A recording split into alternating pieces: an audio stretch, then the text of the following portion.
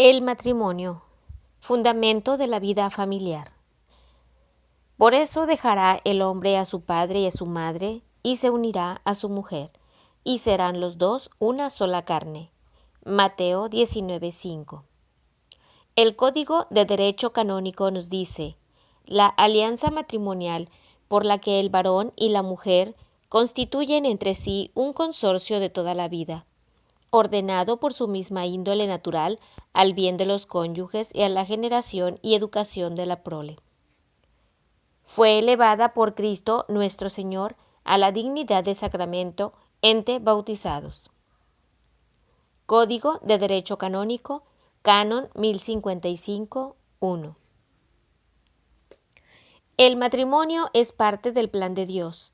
La vocación al matrimonio, entendido como relación de intimidad y comunidad de vida y amor, se inscribe sin duda en la naturaleza humana, tal y como fuimos creados por Dios. La Sagrada Escritura nos dice con toda claridad que tanto el hombre como la mujer fuimos hechos para amarnos y complementarnos mutuamente, en lo físico y en lo espiritual. En el libro del Génesis leemos: Dijo luego Yahvé Dios: no es bueno que el hombre esté solo, voy a hacerle una ayuda adecuada. Génesis 2:18. Dios, que nos creó por amor, nos llama a amarnos y a realizarnos plenamente en el amor mutuo, sincero y profundo, amor del cuerpo y amor del alma. Dios bendice con toda clase de bendiciones el amor entre el hombre y la mujer, y lo destina a ser fecundo en la procreación de los hijos, que a su vez permite la conservación de la especie. Creó pues Dios al ser humano a imagen suya, a imagen de Dios, lo creó macho y hembra, y los bendijo diciéndoles: sean fecundos y multiplíquense y llenen la tierra y sométanla. Génesis 1, 27, 28. Por expresa voluntad de Dios y en virtud de lo que es y de lo que realiza, el amor que une al hombre y la mujer en intimidad compartida del cuerpo y el alma debe permanecer a lo largo de toda la vida. Es un amor único, indisoluble, indivisible, inquebrantable, lo dice claramente Jesús en el Evangelio de San Mateo. Ya no son dos, sino una sola carne.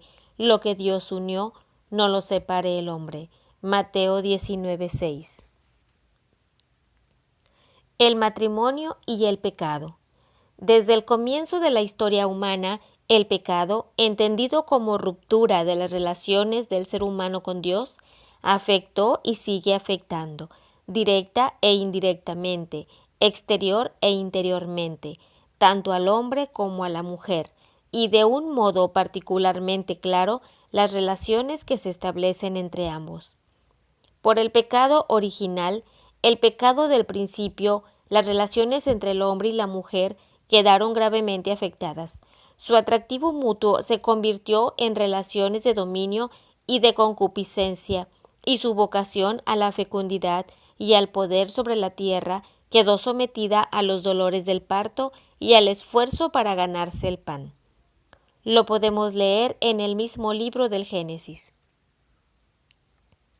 Dios dijo a la mujer: tantas haré tus fatigas cuantos sean tus embarazos, con dolor parirás los hijos, hacia tu marido irá tu apetencia, y él te dominará.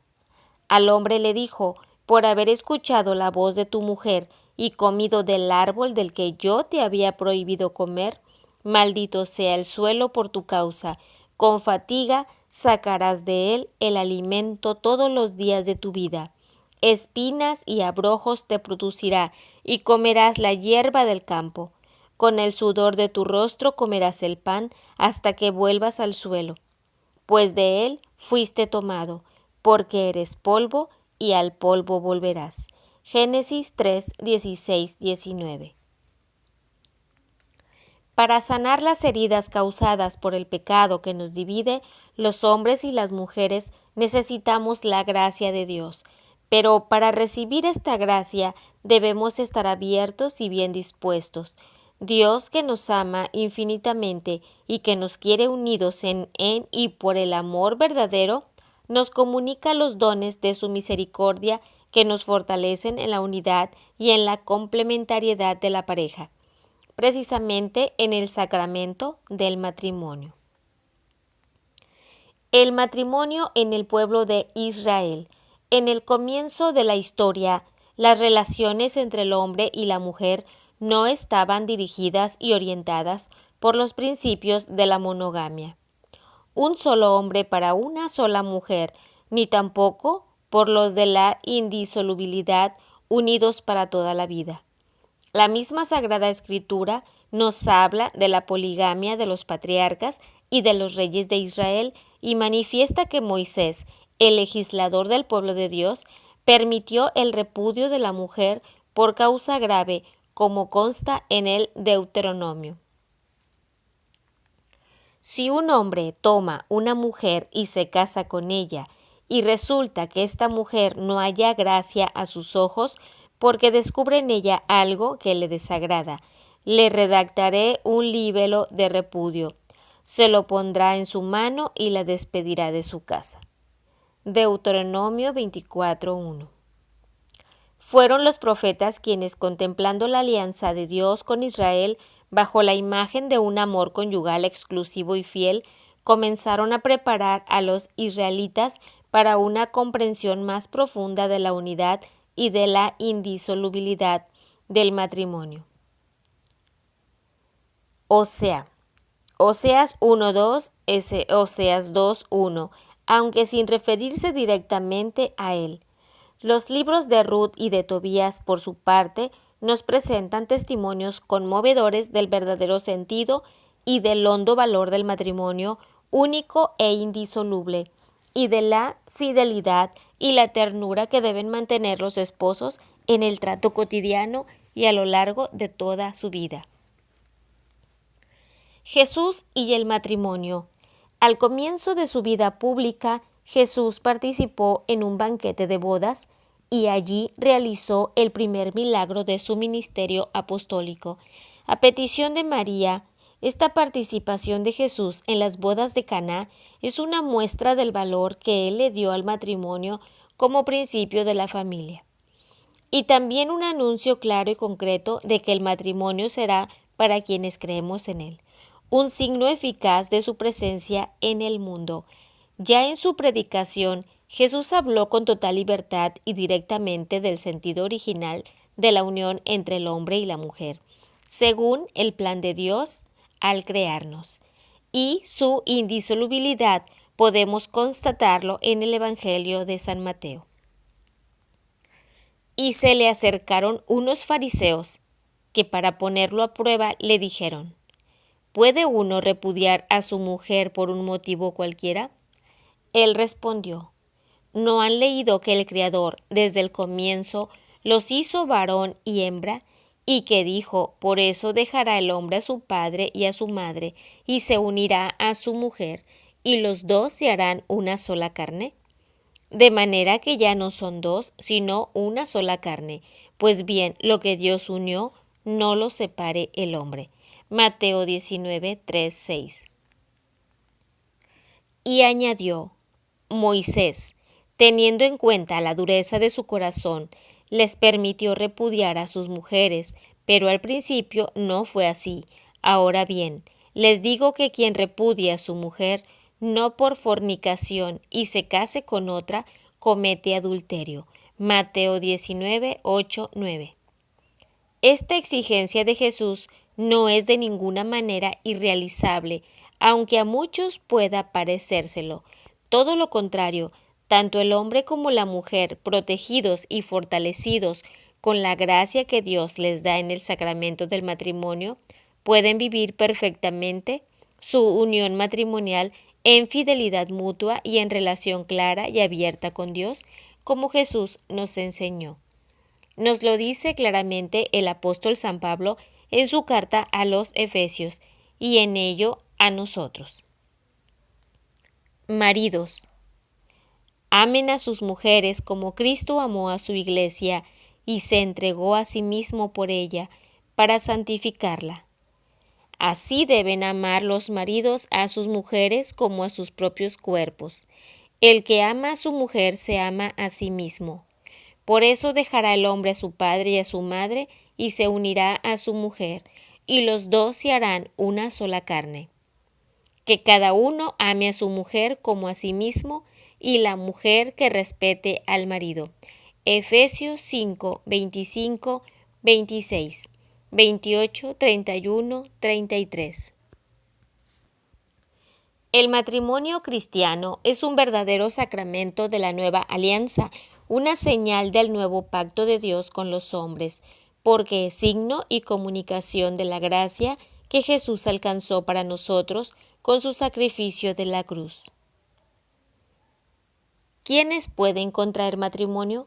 Las leyes establecidas por la Iglesia, heredera de Jesús, señala que pueden contraer matrimonio válidamente el hombre y la mujer bautizados, que se aman mutuamente y que cumplen las condiciones básicas requeridas, que son que tanto el uno como la otra tengan por lo menos 16 años cumplidos, que no exista para ninguno de los dos ningún impedimento grave que haga imposible la unión, que ambos estén totalmente libres de otro compromiso anterior de orden religioso o civil, y que ambos manifiesten libremente y con pleno conocimiento de lo que hacen y de lo que significa su consentimiento matrimonial. Aunque la sociedad actual quiera imponerlo, las personas del mismo sexo no pueden, por ningún motivo, contraer matrimonio válido ante Dios y ante la Iglesia. Y tampoco pueden hacerlo quienes hayan contraído un primer matrimonio, y éste no haya sido declarado con anterioridad inválido o nulo. Igualmente, no es válido el matrimonio de quien o de quienes hayan hecho voto de castidad o hayan sido consagrados por el sacramento del orden en cualquiera de sus 3 grados, si no han sido dispensados previamente de su voto o de su consagración por las autoridades competentes. Tampoco pueden casarse válidamente las personas unidas por vínculos de consanguinidad en primero y segundo grados, padres con hijos, hermanos con hermanas. ¿Quién es el ministro del sacramento del matrimonio? El ministro o ministros del sacramento del matrimonio son los mismos contrayentes, el hombre y la mujer que se casan y que se expresan mutuamente su amor y su deseo de vivir unidos hasta la muerte. El sacerdote o el diácono que participan en la celebración del sacramento hacen las veces de testigos de la Iglesia, que respalda la acción de los contrayentes y los apoya, y está atenta a que las cosas se realicen con plena legalidad y validez. El signo sacramental, el consentimiento matrimonial.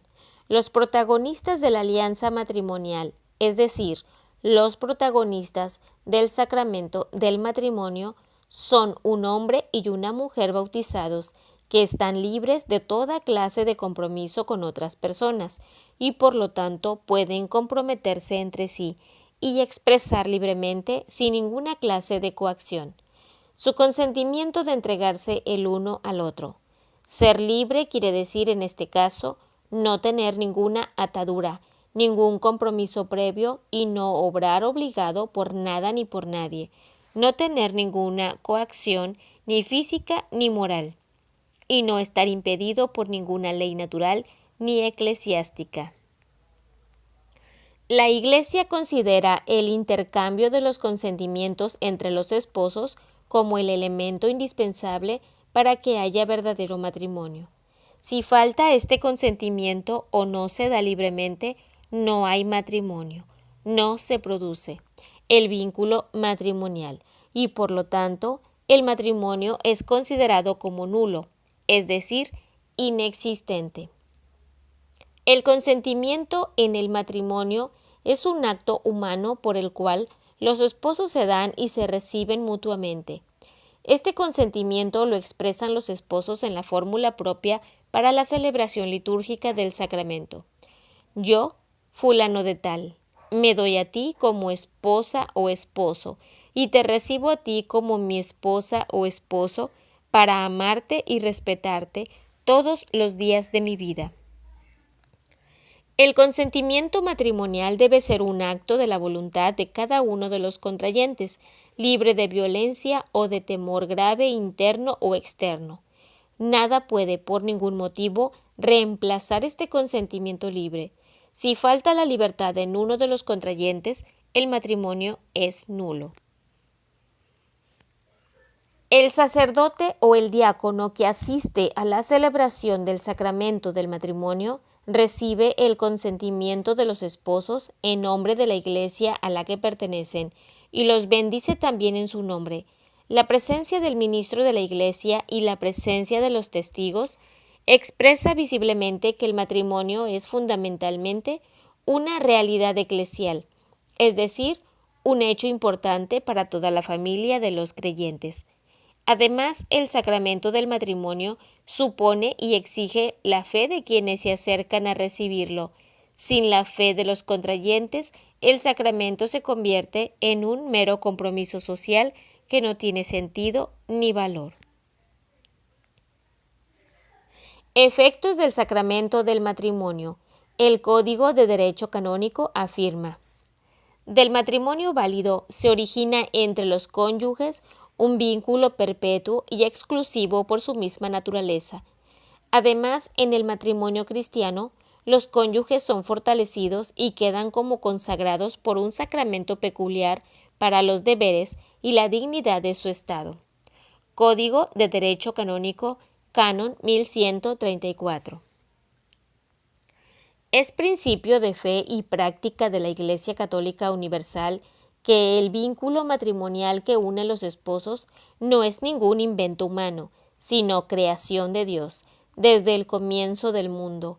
En este sentido, y respetando esta cuestión fundamental, el matrimonio entre bautizados, celebrado en la Iglesia y consumado, es uno, único, un solo hombre con una sola mujer, y es indisoluble, es decir, para toda la vida. Nada ni nadie, ninguna autoridad terrena lo puede romper. La celebración del sacramento del matrimonio comunica a quienes se unen como esposos una gracia especial de Dios que los fortalece y ayuda a perfeccionar su amor mutuo, a permanecer fieles y unidos a lo largo de toda su vida y a recibir a los hijos, fruto de su unión con amor y generosidad. En la vida conyugal y en la acogida y educación de los hijos, los esposos se ayudan mutuamente a santificarse, es decir, que el esposo hace santa a su esposa y viceversa, y ambos como padres y educadores de sus hijos en la fe los santifican, es decir, los hacen capaces de santidad. La fidelidad mutua entre los esposos, la vivencia común de la fe y la recepción frecuente de la Eucaristía y de la penitencia de ambos esposos fortifica y profundiza la indisolubilidad del vínculo matrimonial y también la unión fundamental e irreemplazable de los padres con los hijos. El divorcio y el matrimonio civil. El divorcio, que pretende destruir el vínculo matrimonial, está excluido de un todo y por todo del matrimonio sacramental, es decir, del matrimonio católico celebrado en el templo por un sacerdote o por un diácono. La Iglesia solo acepta la separación de los cónyuges en algunos casos, por causas verdaderamente graves, pero no permite a ninguno de quienes se han separado volver a contraer un nuevo matrimonio con otra persona. En algunos casos muy especiales, la Iglesia declara nulos ciertos matrimonios. Esto significa que por causas específicas que la misma Iglesia señala en su Código de Derecho Canónico y que se estudian concienzudamente a pesar de haberse realizado la ceremonia religiosa. No se dio verdadero matrimonio, siendo así quienes reciben la nulidad de su matrimonio. Pueden volver a casarse, es decir, pueden unirse con otra persona por el sacramento, una vez hayan cumplido los requisitos que la Iglesia les señala. El matrimonio civil que se contrae en los juzgados, en las notarías o en cualquier otro lugar en presencia de un juez o de un notario que representan al Estado no es considerado por la Iglesia Católica como verdadero matrimonio, es decir, como un matrimonio válido para los fieles cristianos. Quienes contraen este tipo de matrimonio no pueden acercarse a recibir los sacramentos, Eucaristía y confesión, mientras mantengan su situación, y lo mismo ocurre con quienes simplemente se van a vivir juntos, en unión libre, ya sean solteros o hayan sido casados anteriormente por la Iglesia, y simplemente estén divorciados de sus respectivos cónyuges por la ley civil, porque la Iglesia no acepta el divorcio, sino únicamente la nulidad. Jesús mostró el carácter sagrado de la familia que nace en el matrimonio y le dio una nueva dimensión. Él mismo nació como Dios y como hombre, en el seno de una familia normal y vivió en ella la mayor parte de su vida, con su vida familiar. Jesús santificó todas las familias del mundo. En nuestro mundo contemporáneo, con frecuencia extraño y en muchos casos hostil a la fe cristiana, las familias de creyentes tienen una importancia primordial. Son como luces que iluminan la sociedad en la que viven y el mundo en general. Por esto, el Concilio Vaticano II llama a la familia cristiana Iglesia doméstica, principio y fundamento de la Iglesia universal. En la familia cristiana, Iglesia doméstica, los padres y los hijos vivimos nuestra fe y nuestros compromisos como bautizados, ayudándonos y apoyándonos mutuamente. Los padres deben ser para sus hijos los primeros anunciadores de la fe en Jesús, tanto con su palabra como con su ejemplo de vida, y los hijos deben responder a las enseñanzas de sus padres con docilidad y entusiasmo. De esta manera, poco a poco, el mundo en el que vivimos y en el que estamos llamados a salvarnos se irá iluminando con la luz de la fe, de la esperanza y del amor. La celebración del sacramento del matrimonio se realiza ordinariamente dentro de la celebración de la misa y en presencia de la comunidad cristiana, familiares y amigos de los novios y fieles en general, para mostrar el vínculo que tienen este y todos los demás sacramentos con el misterio pascual de Jesús, que se hace presente y actualmente de una manera especial para todos los creyentes en la celebración eucarística y de una manera particular para los nuevos esposos en el sacramento que los une.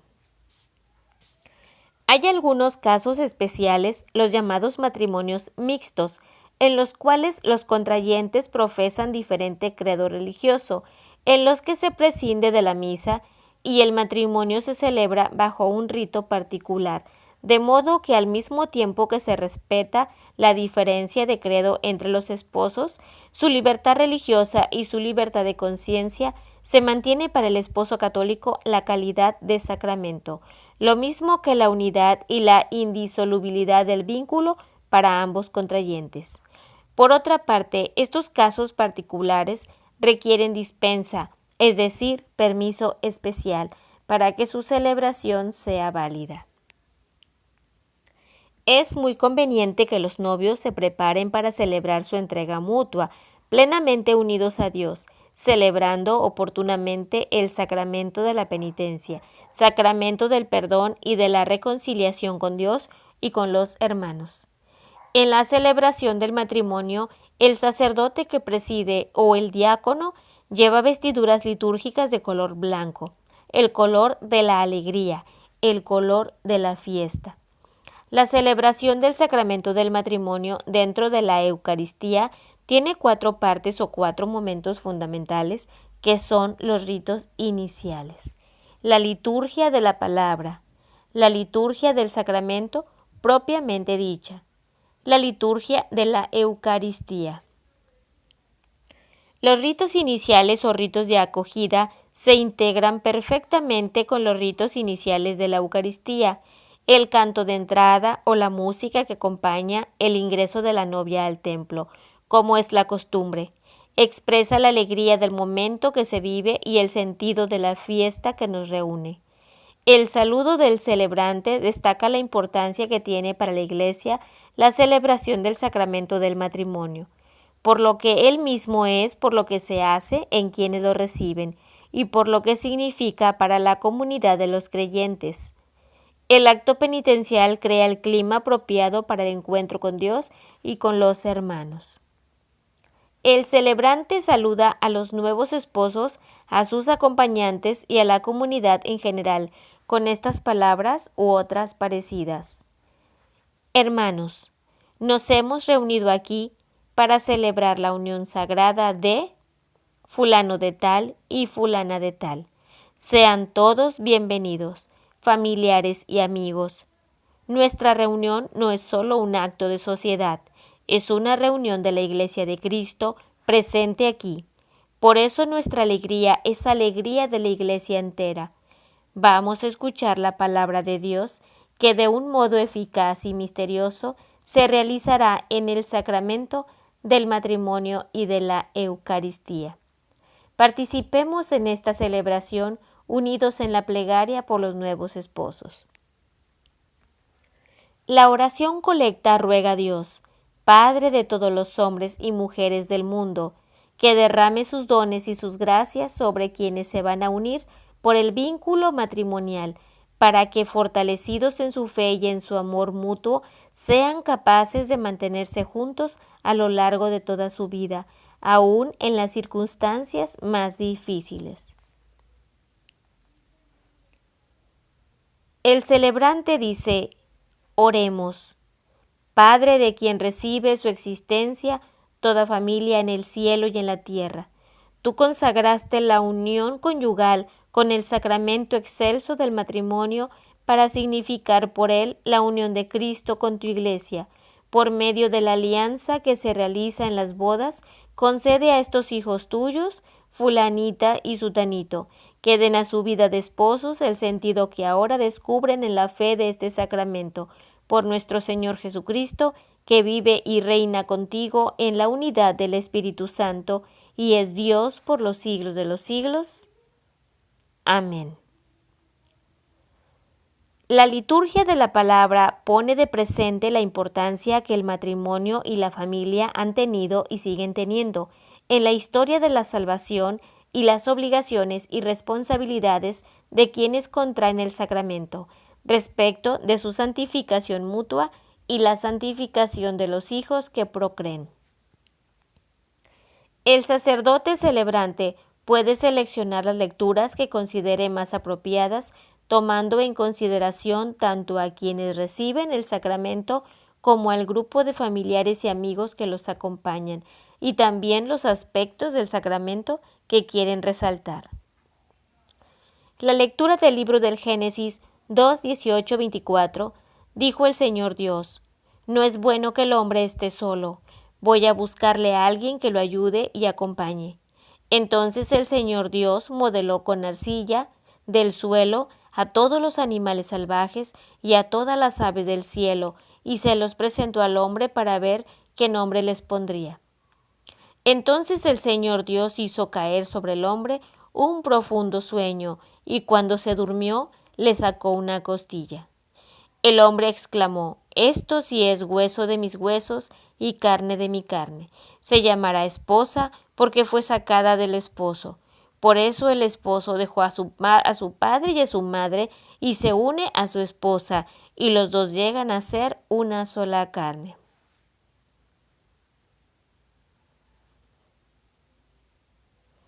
Dichosos todos los que temen al Señor. Dichoso el que teme al Señor y sigue sus caminos. Comerás del fruto de tu trabajo, serás dichoso, te irá bien. Dichosos todos los que temen al Señor. Tu mujer como vid fecunda en medio de tu casa, tus hijos como renuevos de olivos alrededor de tu mesa. Dichosos todos los que temen al Señor. Esta es la bendición del hombre que teme al Señor. Que el Señor te bendiga desde Sión, que veas la prosperidad de Jerusalén. Dichosos todos los que temen al Señor.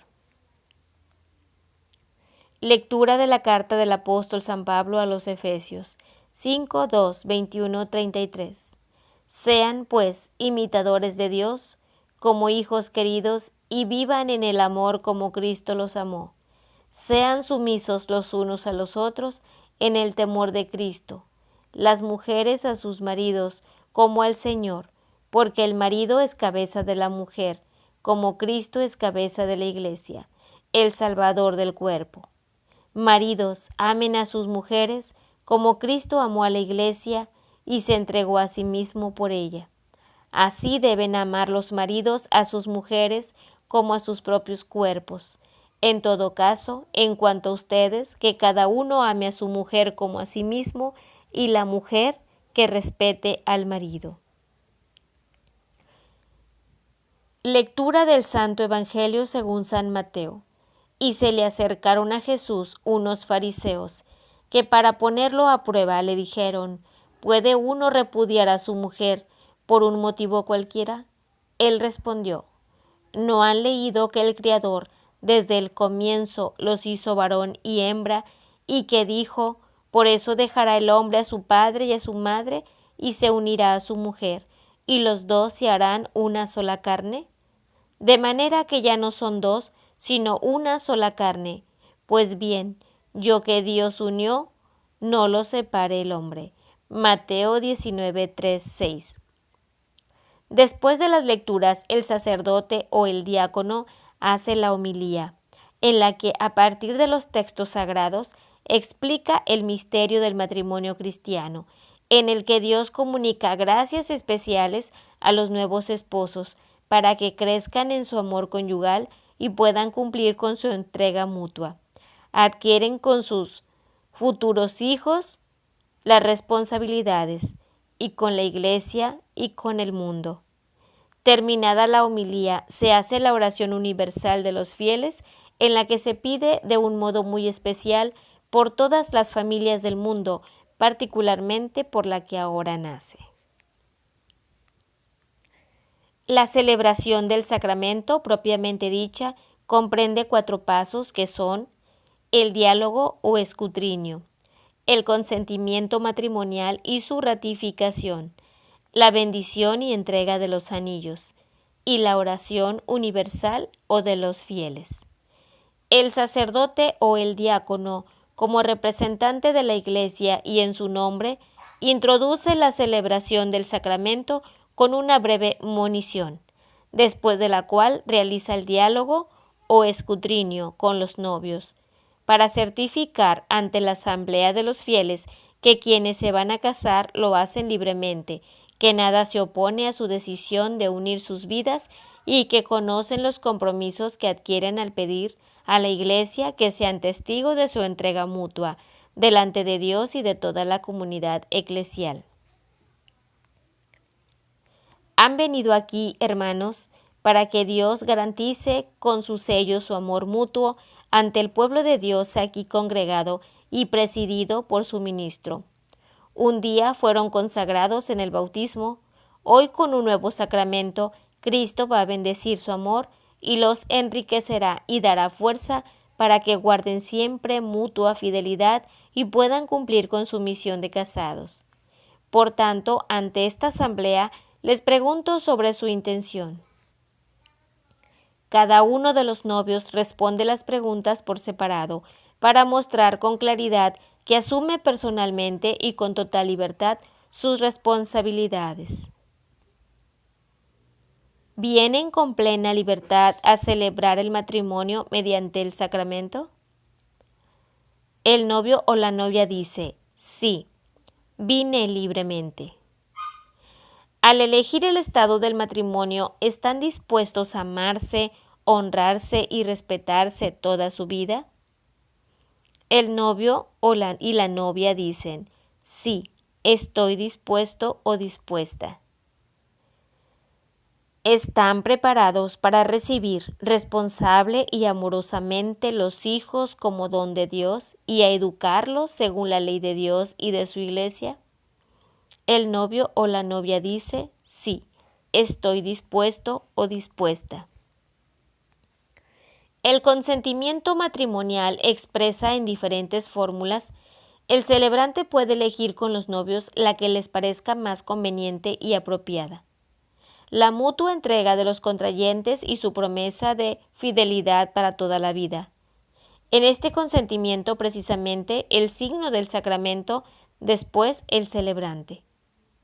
Representante de Dios y de la Iglesia. Confirma el consentimiento libre y voluntario de los nuevos esposos y señala la permanencia y la indisolubilidad del vínculo que los han unido. Ya que desean contraer el vínculo santo de la alianza matrimonial, expresen su consentimiento delante de Dios y de la Iglesia, uniendo sus manos derechas.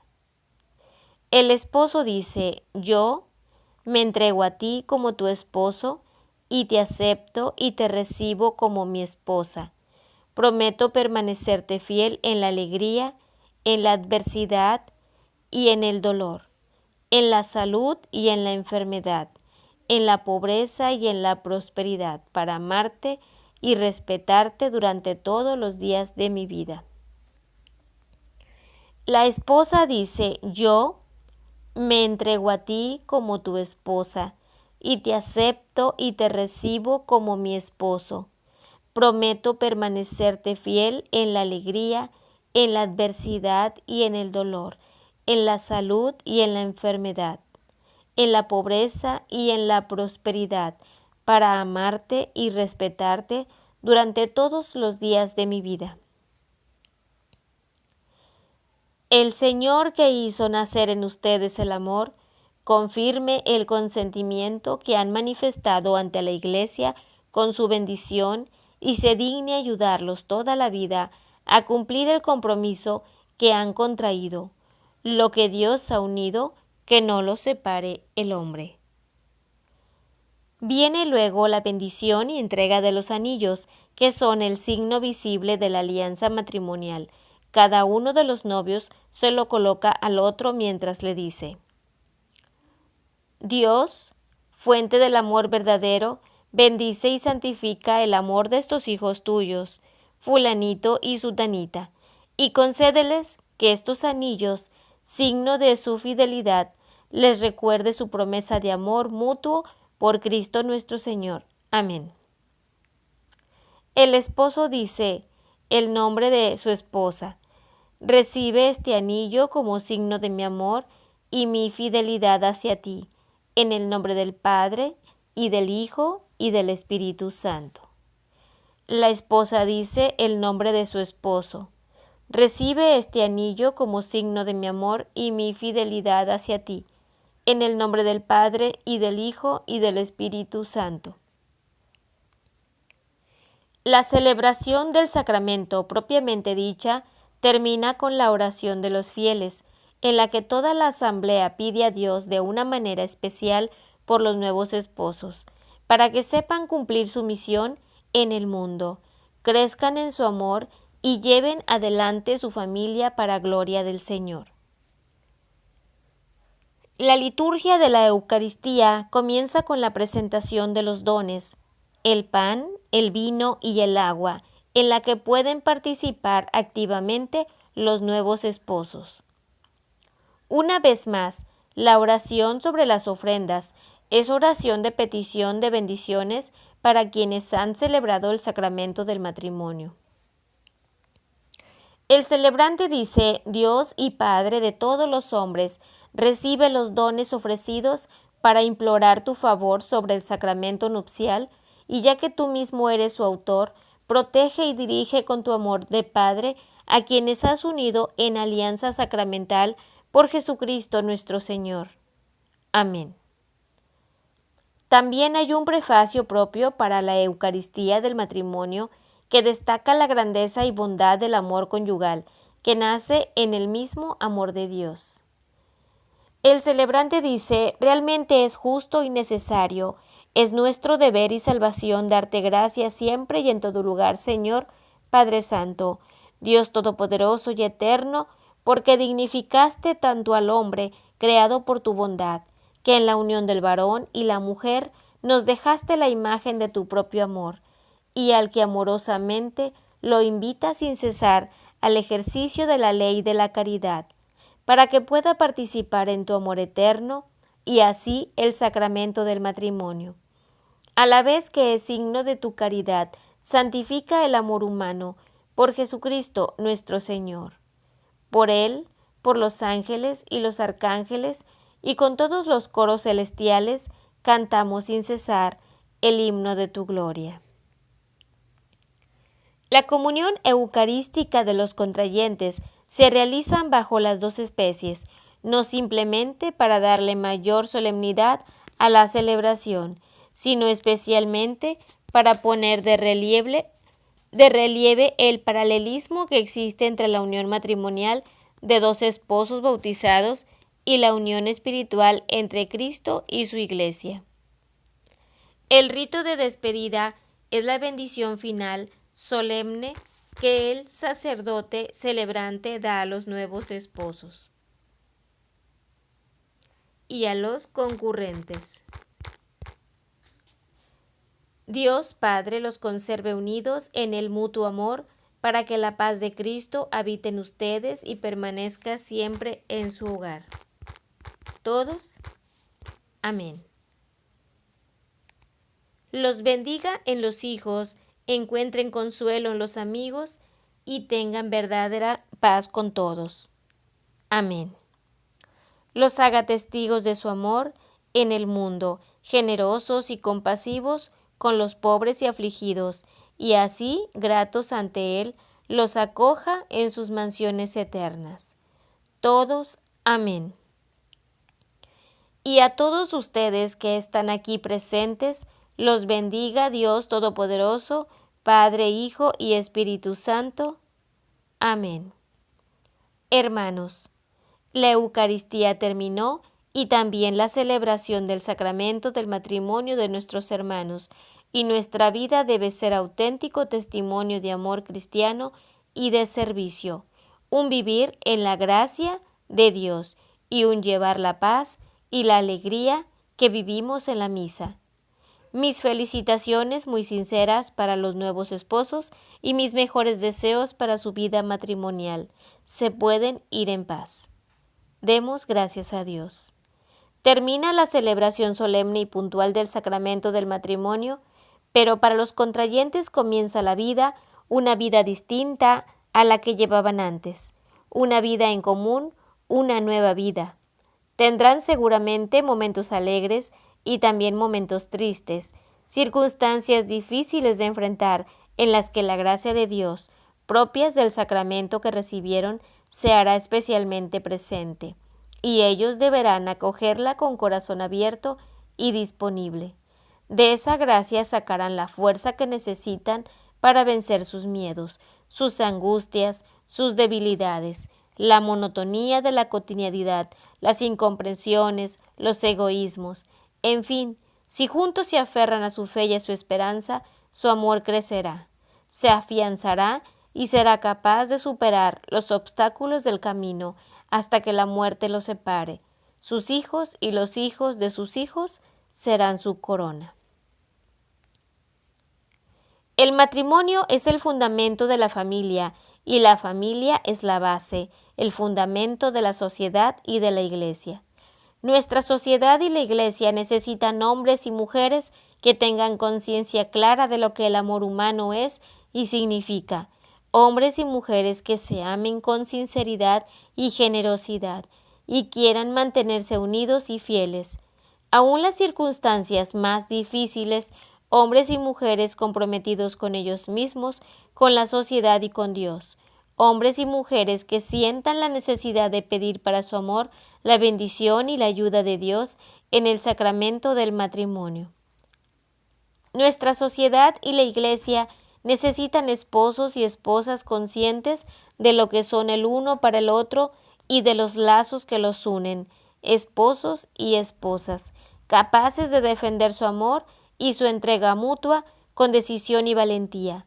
Esposos y esposas responsables de sus actos, abiertos a la paternidad y a la maternidad que los vincula a la obra creadora de Dios. esposos y esposas capaces de perdonarse de corazón cuando haya necesidad de hacerlo y reemprender el camino juntos. Nuestra sociedad y la Iglesia necesitan padres y madres amorosos con sus hijos, padres y madres educadores de la fe de sus hijos, padres y madres que sepan dar a sus hijos enseñanzas claras para su vida, padres y madres que sean ejemplo de vida cristiana auténtica. Nuestra sociedad y la Iglesia necesitan familias unidas en la verdad y en el amor, familias en las que el ser esté siempre por encima del tener, familias en las que el respeto mutuo de los padres con los hijos, de los esposos entre sí y de los hermanos sea la base de la convivencia diaria, familias en las que la oración compartida es un elemento importante de la vida cotidiana, familias atentas a las necesidades de los demás, familias deseosas de profundizar en su amor y su unidad. De que todo esto se dé, cada vez en mayor medida y con mayor profundidad, depende nuestro futuro. Lo dijo Juan Pablo II en su exhortación apostólica, Familiares Consortio, el futuro de la humanidad se fragua en la familia. Exhortación apostólica sobre la misión de la familia en el mundo actual, número 86. A modo de conclusión, los sacramentos no son algo mágico, ni mucho menos, ni reparten salvación por todas partes, como piensan muchos, que creen que por estar bautizados, comulgar y confesarse una vez en el año, ir a misa uno que otro domingo a última hora y casarse por la iglesia es suficiente. Los sacramentos son dones, regalos de Dios que lo hacen presente en medio de nosotros, dones de su amor y de su bondad, dones que nos comunican su gracia, la salvación que Jesús consiguió para todos con su vida, su pasión, su muerte y su resurrección. Por eso no podemos acercarnos a recibirlos así, nada más, como si se tratara simplemente de cumplir unos requisitos o de hacer lo que otros hacen. Tenemos que prepararnos espiritualmente, tomar conciencia de lo que son y de lo que significan, de lo que representan para nuestra vida cristiana, de las gracias que nos comunican, de lo que nos exigen, del compromiso que implican, en la medida en que seamos conscientes de toda su realidad, ellos serán fructuosos. No se trata de ninguna manera y por ningún motivo de hacer las cosas por tradición, porque así lo han hecho nuestros padres, nuestros abuelos, todos nuestros familiares, o porque es la costumbre de la sociedad a la que pertenecemos, ni tampoco para que la fiesta sea más bonita, para que haya más gente, para que las fotografías luzcan mejor. Los sacramentos son esencialmente cuestión de fe y de amor a Dios, de fe y de esperanza en su bondad, en el amor que nos tiene, en la felicidad que nos ha prometido, en la paz que nos regala cada día, en la vida eterna que es participación de su misma vida, en su voluntad para con nosotros, que siempre es voluntad de amor y de salvación. Si no tenemos fe, si no tenemos esperanza, si no sentimos el amor de Dios en nuestro corazón, si no estamos felices de creer, con fuerza, con radicalidad, profundamente, por encima de todos y de todo, con la fe que Dios mismo pone en nuestra alma, cualquier cosa que hagamos en este sentido será una farsa, un engaño, una absoluta hipocresía. Y con Dios es inútil fingir.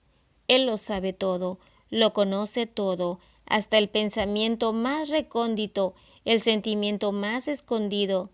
Detesta las mentiras, detesta que queramos hacerle creer que lo estamos buscando, que nuestro corazón late por él, cuando la verdad es que nos es indiferente y que deseamos vivir al margen de su amor, de su bondad, de sus mandamientos, de sus dones y sus gracias. Es importante que cuando vayas a acercarte a recibir un sacramento, cualquiera que sea, o cuando vayas a llevar a tu hijo o a tu hija para que ellos lo reciban, pienses muy bien, examines muy profundamente tu intención y lo vivas como un verdadero regalo de Dios que te ama y quiere llevar tu vida con su presencia, llenarla para que un día puedas mirarlo cara a cara como es su mayor deseo. Cuando llevamos una vida sacramental auténtica, cuando nos acercamos a recibir los sacramentos con frecuencia para fortalecer nuestra vida cristiana, poco a poco vamos convirtiéndonos en sacramento de Jesús, signo, señal de su presencia y de su acción en el mundo, como Él mismo fue y sigue siendo para nosotros, sacramento del Padre, señal y presencia de su amor infinito y misericordioso por toda la humanidad.